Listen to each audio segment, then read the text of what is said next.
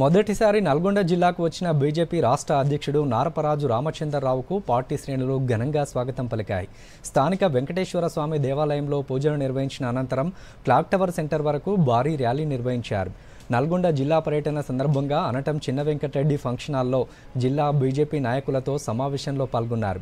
ఈ సందర్భంగా రామచంద్రరావు మాట్లాడుతూ రేషన్ కార్డులపై ఇచ్చే సన్నబియ్యానికి కేంద్ర ప్రభుత్వమే నిధులు కేటాయిస్తోందన్నారు. ముస్లింలకు 10% రిజర్వేషన్ కల్పించడాన్ని బీజేపీ వ్యతిరేకిస్తోందన్నారు. కాంగ్రెస్ ప్రభుత్వం తీసుకుంటున్న ఈ నిర్ణయం వల్ల అసలైన బీసీలు నష్టపోతారని తెలిపారు. వచ్చే స్థానిక సంస్థల ఎన్నికల్లో బీజేపీ పార్టీ అన్ని చోట్ల పోటీ చేస్తుందని రామచంద్రరావు తెలిపారు.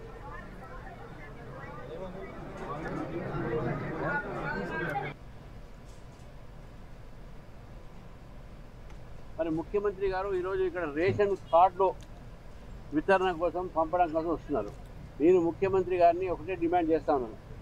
ఎవరైతే ముఖ్యమంత్రి గారికి చెప్పేది ఏంటంటే ఎవరైతే అర్హతలు ఉన్నారో రేషన్ కార్డుకు వాళ్ళందరూ కూడా రేషన్ కార్డు ఇవ్వాల్సిన అవసరం ఉన్నది. ఒకటి.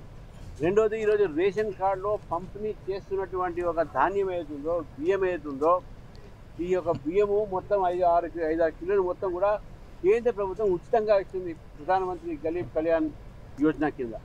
మరి మోదీ గారి బొమ్మ రేషన్ కార్డులో పెట్టాల్సిన అవసరం ఉన్నది.